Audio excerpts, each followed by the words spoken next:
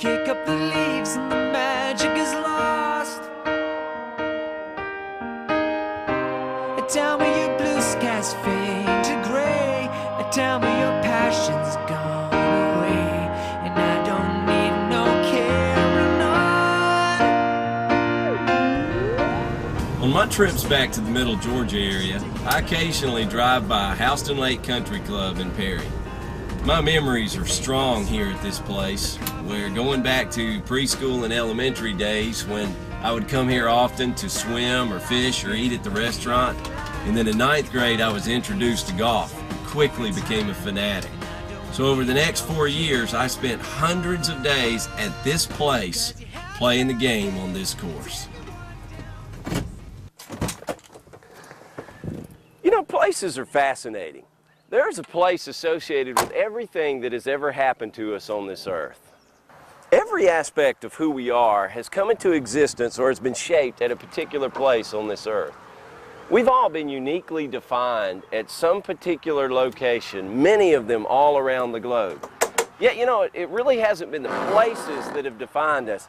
It's been what has happened to us in those places.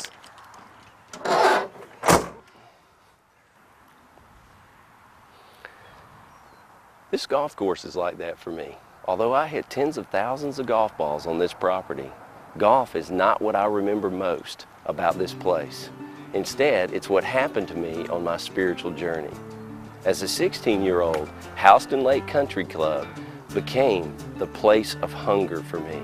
It was here, for the first time in my life, that I realized that I was hungry for a relationship with God.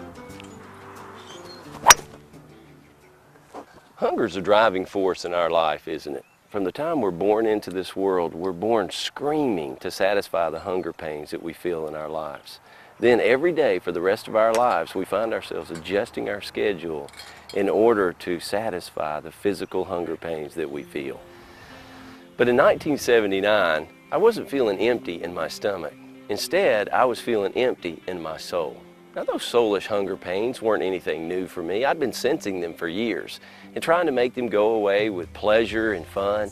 And golf, although there's nothing wrong with golf, was one of those things that I was trying to eliminate my soulish hunger pains with. Then something significant happened. Golf introduced me to a new friend, Mark. Mark was my age. He was funny, he was cool, and he loved golf as much as I did.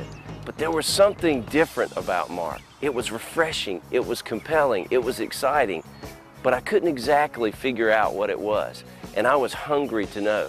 Mark had a sense of fulfillment and purpose in life that I didn't have. I was hungry for it. So in 1979, at this place, between rounds of golf, in this truck, I asked him about it. I said, Mark, I want what you have. How can I get it?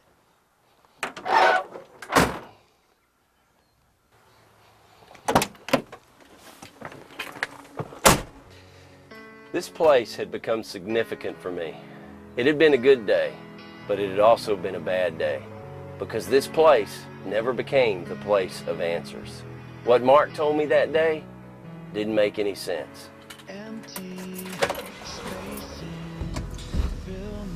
I drove away from Houston Lake Country Club that day the same way that I came. I drove out in the same truck, down the same road, along the same route. This place, the place of hunger, had mattered to me, but the place of hunger didn't change me.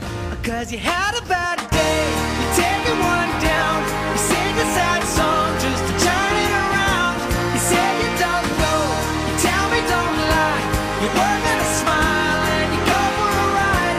You had a bad day, the camera don't lie, you're coming back down and you really don't mind. You had a bad day, you had a bad day.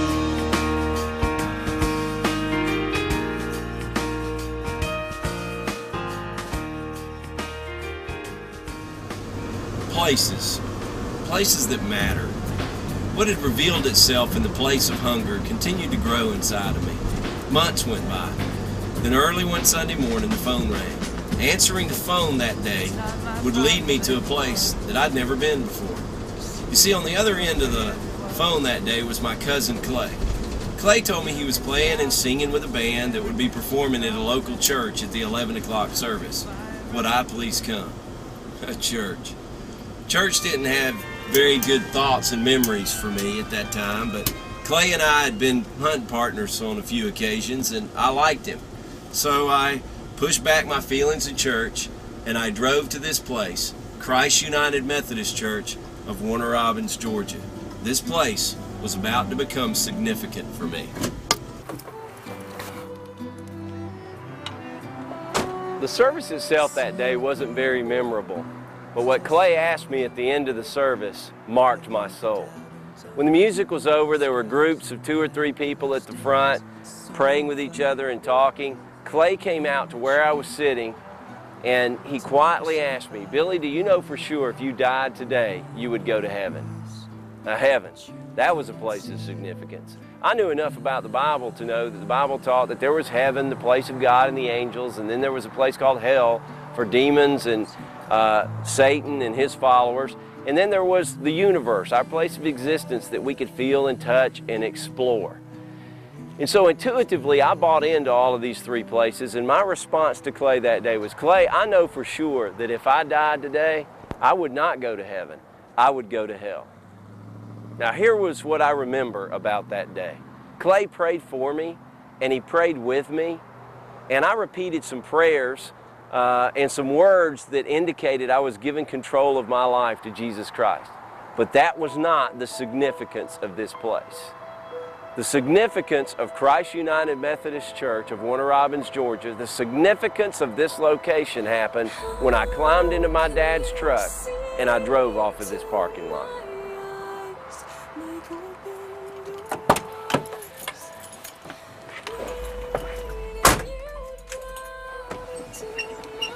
Here's what I remember about that Sunday morning over 25 years ago. I remember an intense struggle in my heart. It was powerful.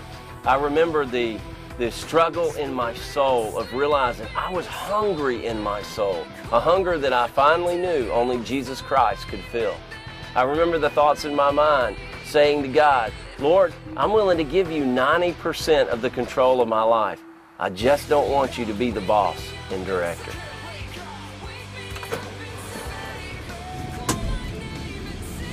As I drove out of the parking lot that Sunday morning, I would forever remember this place as the place of struggle. It was here that I came to understand what I didn't at the golf course a few months earlier.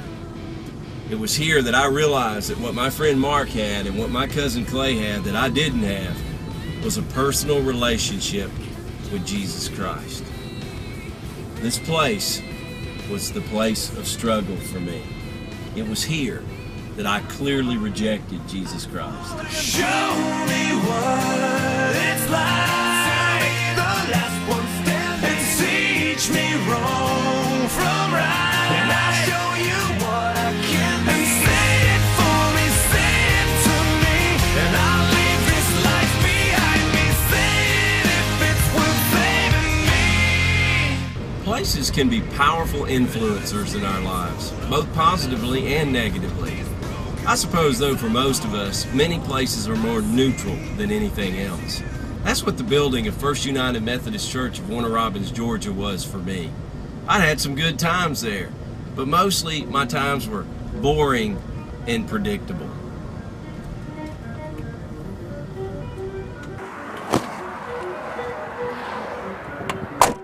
My parents had brought me here from infancy. I'd been through confirmation classes here, but their methods and approaches just didn't connect with me. I didn't like the hymns, the pipe organs, the structure, the dress clothes. That's why, even to this day, it's still a mystery to me why I drove in here on that Sunday morning in July of 1979.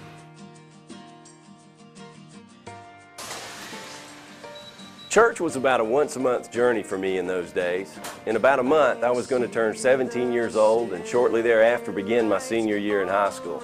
I was really looking forward to that, but I wasn't looking forward to church that morning. I suppose the only reason I was even here this morning was to make my monthly attendance deposit in order to keep my parents off my back. But something supernatural was about to happen in this place. This neutral building was about to become the place of transformation. It was probably about 10:59 when I made my way into the balcony, my normal place of sitting in church. And I took the bulletin, opened it up, and saw that Bobby Bowden, football coach at Florida State University, was speaking that morning. And I thought, a football coach talking about God, what was that about? But I quickly discovered that Bowden wasn't a preacher, he was a master storyteller. And he told story after story about how people could have a personal relationship with Jesus Christ. And that particular morning, he told about an offensive lineman, an All-American on his team, who went out and got drunk, busted a bar up. The assistant coach had to go get him. Bowden said, sober him up. I want to see him in my office the next morning. That next morning when that player came in, Bowden said, you're going to have to pay us back for fixing that bar up. And if this ever happens again, you're off the team. And then as the guy was about to leave his office, Bowden pointed a finger at him and said, you need God, son. That's what you need. And the guy left. Bowden said 2 weeks later, the guy comes back into his office with a Bible under his arm and said, Coach Bowden, I found him. I found him. Bowden said he didn't remember at all his conversation with that guy, and he looked at him and said, found who? And the guy said, I found God.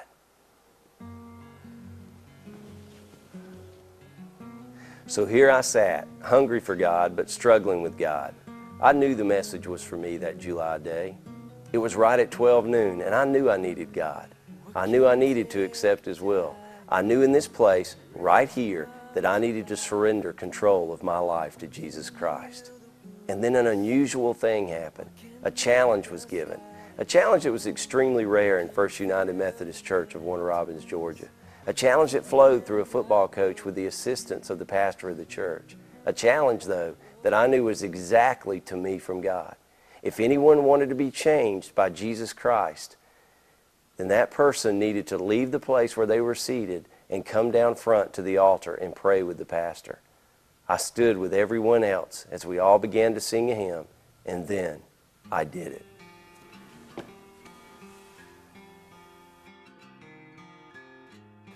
You see, I was tired. I was tired of being hungry in my soul. I was tired of my own struggle. I was tired of where my own leadership in life had taken me. I was ready for a change. And as I walked down this aisle, I noticed, though, that I was alone. I was the only one responding to the challenge. That didn't matter to me anymore. My own struggle was about to come to an end.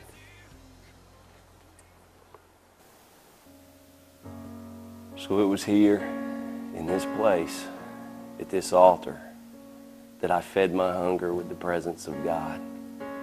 It was here that my struggling ended. This place became forever for me the place of transformation. It was here that Jesus Christ changed my life. It was here that I came home to God.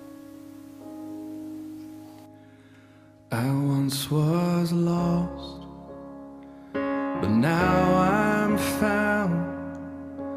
Once was lost, but now I'm found. So far away, but I'm home now. Once was lost, but now I'm found. And now my life song sings.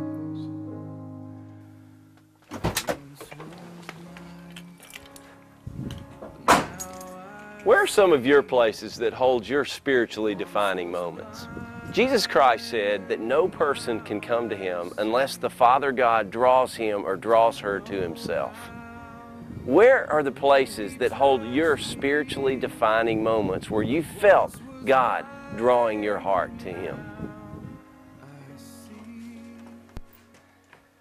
Perhaps right now at this moment you're in your place of hunger or your place of struggle. If you are, Jesus wants you to know that He wants to be your bread of life. He wants you to stop wrestling with Him and let Him have His way in your life. You see, today, at this moment, make the place you're in your place of transformation. Here's why. Because if you do, then the place you're in right now can become what this place has become for me.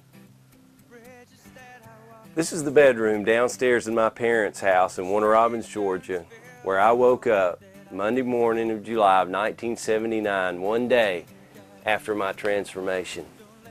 I sat up in bed, I leaned against the wall, I looked out the window, and I felt something I had never felt before. Freedom. True freedom that can only come when you realize your Creator God, Jesus Christ, has forgiven you from all of your sins. When I felt that, I realized that forever this place would become for me the place of freedom. Freedom from all my hurts and habits and hang-ups. I was clean. I was forgiven. I was whole. Have you experienced your place of freedom?